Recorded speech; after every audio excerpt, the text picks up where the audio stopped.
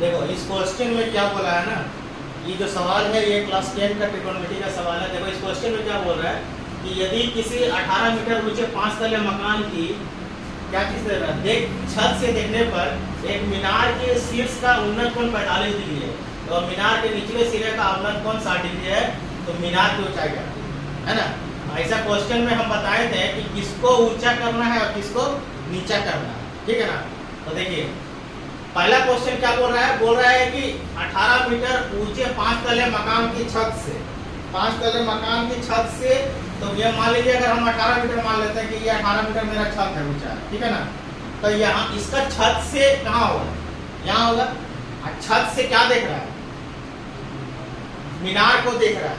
किस क्या चीज में देख रहा है, तो शीर्ष का उन्नत कोण में देख रहा है। तो उन्नत कोण इस तरह से देखेगा ना, ऐसे देखेगा, उन्नत कोण इस तरह से देखेगा। तो ऑब्वियसली जब इसका छत से देख रहा है तो मीनार ये क्या होता है, ये क्या है 5 तला मकान है और एक मीनार है, तो मीनार की ऊंचाई क्या होगा, ज्यादा होगा, क्योंकि मकान का छत से देख रहा है किसको, मीनार को उन्नत कोण पर। उन्नत कोण ऐसे रहेगा तब ना ऊंचा रहेगा, तभी ना देखेगा उसको। यही अगर उल्टा बोल देता है कि मीनार के मकान के छत से मीनार अगर ऊंचा रहता मकान के छत पर देखता अवनत कोण पर, तो नीचे देखता, ये छोटा बनता, ठीक है। तो क्वेश्चन यहाँ पर बच्चा लोग यही फंसता है कि किसमें ऊंचा बनाएंगे और किसको नीचा बनाएंगे। तो ये चीज ध्यान में रखना है कि यदि उन्नत कोण पर देखेगा तो इस तरह से देखेगा, अवनत कोण पर देखेगा तो नीचे देखेगा, है ना। तो उस हिसाब से हमको किसको ऊंचा बनाना होगा और किसको नीचा बनाना होगा और ध्यान देना है। तो देखो यहाँ क्वेश्चन में वही बोला है कि यदि किसी 18 मीटर ऊंचे मकान पे तल्ले छत से एक मीनार के शीर्ष कोण को 45 डिग्री के उन्नत कोण पर देख रहा है, तो यानी कि ऊंचा देख रहा है। फिर क्या बोल रहा है, एवं मीनार के निचले सिरे का अवनत कोण 60 डिग्री है। मीनार है यहाँ, छत कोण है यहाँ, तो मकान के छत से मीनार का निचला सिरा कितना डिग्री पर देख रहा है, 60 डिग्री पर देख रहा है। तो 60 डिग्री पर देख रहा है, तो यानी अवनत कोण पर देख रहा है, तो अवनत कोण पर किधर देखेगा, नीचे। जोर से बोल, किधर देखेगा, नीचे। तो नीचे देखेगा, तो ये नीचे देखेगा तो 60 डिग्री नीचे ऐसे देखेगा, यानी अवनत कोण है, यानी मीनार का निचला सिरा देख रहा है। तो हमसे क्वेश्चन में पूछ रहा है कि मीनार की ऊंचाई ज्ञात कीजिए, यानी कि ये हमारा कितना ऊंचा है ये हमको ज्ञात करना है, ठीक है ना। तो देखिए ये कितना ऊंचा है, तो मतलब कहने का मतलब क्या हुआ, ये 18 मीटर है, तो यहाँ भी 18 मीटर हो जाएगा ना। अब उसके आधार पर यदि हम इसका ऊंचाई हम ज्ञात कर लें, ये ऊंचाई यदि हम ज्ञात कर लें, तो ये ऊंचाई यदि हमको ज्ञात हो जाएगा, तो इसके ऊंचाई में और इसके ऊंचाई में यदि हम उसको प्लस कर देंगे तो ये पूरा ऊंचाई नहीं आ जाएगा ना। तो जब आ जाएगा तो उसकी ये ऊंचाई के लिए भी हमको सबसे पहले क्या करना होगा, इसको निकालना होगा। इसको कैसे निकालेंगे, तो ये तो अननोन है, ये भी अननोन है। तो जब दो अननोन रहेगा तो हम बताए थे कि त्रिकोणमिति में कि अननोन सवाल में कभी भी हम लोग जो है किसी भी चीज को निकाल नहीं सकते। तो उसके लिए क्या करना होगा, हमको एक नॉन जानना होगा। तो नॉन देखो ये तो नॉन है, अब इसके लिए अगर हम इसको निकाल लेते हैं, तो इसको निकाल लेते हैं तो यही दूरी तो डिस्टेंस की है ना। तो यही ये इक्वल टू ये हो जाएगा, जब ये इक्वल टू ये हो जाएगा तो ये जब नॉन हो जाएगा तो इससे ये निकल जाएगा, और जब इससे ये निकल जाएगा तो ये 18 है और इसमें ऐड कर देगा तो ये पूरा निकल जाएगा, समझ में आया। तो सबसे पहले इसमें हम लोग लिखावट पे ध्यान देते हैं। पहले बताए थे कि हाइट एंड डिस्टेंस में किस पर ध्यान देते हैं, लिखावट। तो सबसे पहले हम लोग का क्या क्या दिया हुआ बाबू, तो ए बी इक्वल्स टू क्या दिया हुआ है, ए बी क्या है 5 तल्ला मकान की ऊंचाई। तो क्या लिखेंगे हम लोग, 5 तल्ले मकान की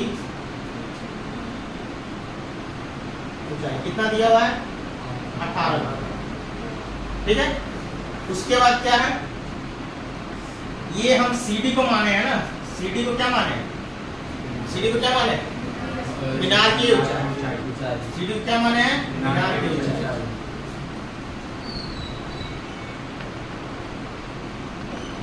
ठीक है। सीडी हो गया हमारा मीनार की ऊंचाई। अब ये जो है बीडी जो है ये क्या है, मीनार और मकान के बीच की दूरी। तो बीडी बराबर हो गया मकान और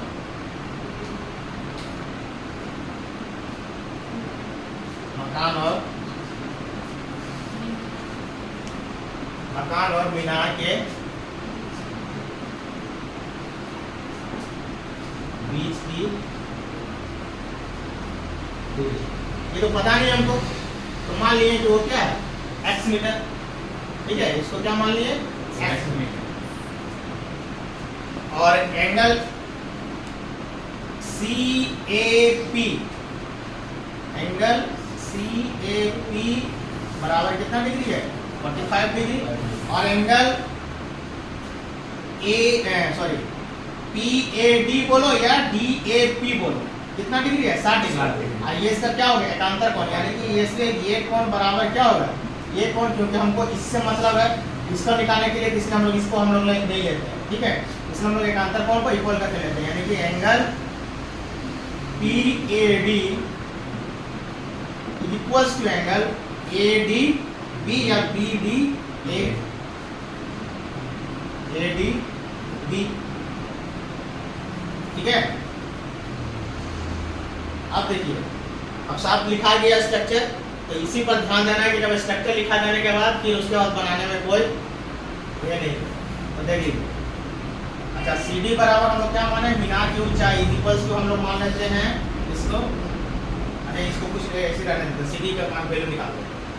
तो देखिए, सबसे पहले हम लोग ट्रायंगल किसको लेंगे, इस ट्रायंगल को लेंगे, इस ट्रायंगल से इसका वैल्यू को निकालेंगे, इसको x माने हैं। तो त्रिभुज, समकोण त्रिभुज है ना, समकोण त्रिभुज कौन सा, ADB या BD, ये कुछ भी बोलो, त्रिभुज को तो कैसे भी लिख सकते हैं। तो त्रिभुज ADB से, ठीक है, क्या चाहिए बाबू हमको, ये चाहिए, ये चाहिए, ये क्या है, क्या है, ये है क्या, ये क्या है, लंब है। तो लंब और आधार किसमें होता है,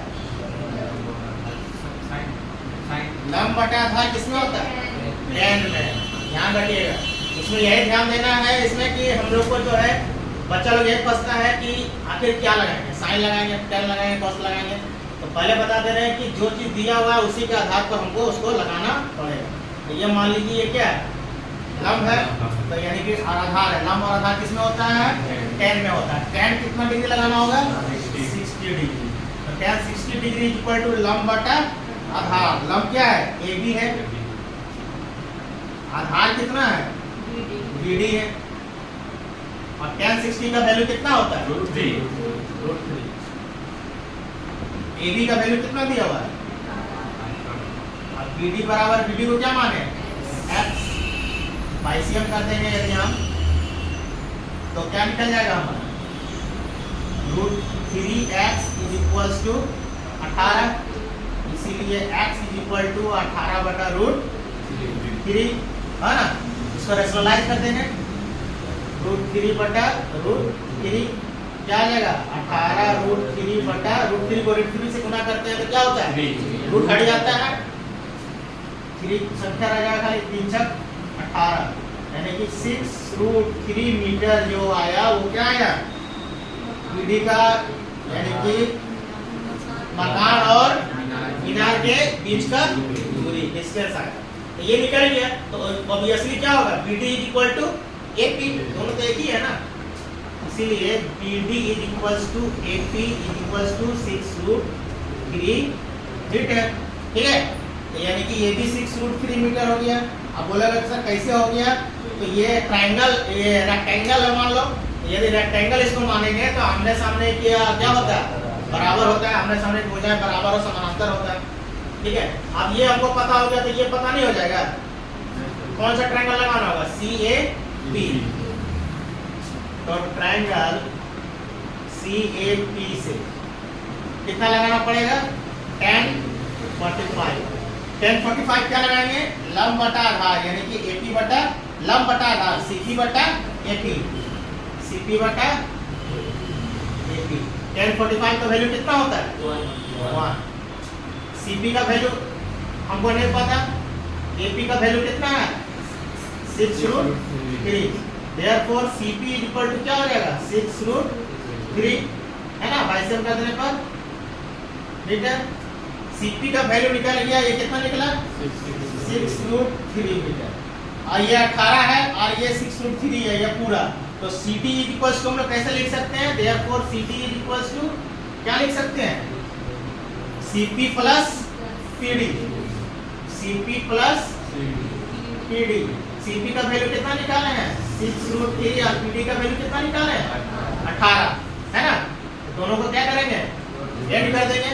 तो ये पूरा सी डी जो है वो हमारा क्या है, क्या है, सी डी क्या है, मीनार की ऊंचाई। वही तो हमसे पूछा था कि मीनार की ऊंचाई क्या थी, तो मीनार की ऊंचाई निकल जाएगा, ठीक है। तो यहाँ पर देखिए √3 का वैल्यू दिया हुआ कितना 1.732, यानी कि 6 × 1.732 प्लस 18, ये इसको इंटू करके कितना आ रहा है, देखिए इंटू कर लीजिए 1.732 को 6 से,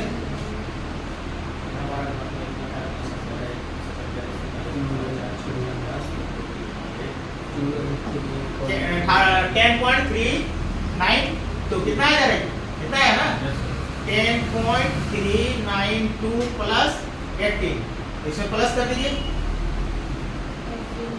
18 प्लस कर दीजिए, कितना आ जाएगा 28.392, 28.392 मीटर। सीडी का वैल्यू निकल गया। इसको राउंड फिगर में भी ले सकते हैं, राउंड फिगर में लिया आंसर में, यही आंसर दिया हुआ है। तो ये क्या हो गया, अगर राउंड फिगर में लेंगे तो 29 ले सकते हैं या 27 ले सकते हैं। 29 अगर 500 से ज्यादा रहता तो 29 ले लेते हैं, 500 से नीचे है तो 27 ही रह जाएगा। तो 20 जो आंसर दिया हो वही आंसर रखते हैं। तो इसलिए ये मेरा निकल गया किसका लंबाई, सीडी। तो सीडी इक्वल टू हम लोग क्या माने थे, मीनार की ऊंचाई। तो मीनार की ऊंचाई बाबू कितना हो गया 28.392 मीटर, ये हो गया हमारा आंसर, ठीक है। और ये हमारा मेरे ख्याल से ये त्रिकोणमिति में हाइट एंड डिस्टेंस के सवाल में जो है ये क्वेश्चन पूछता है, ये भी आई, ठीक है।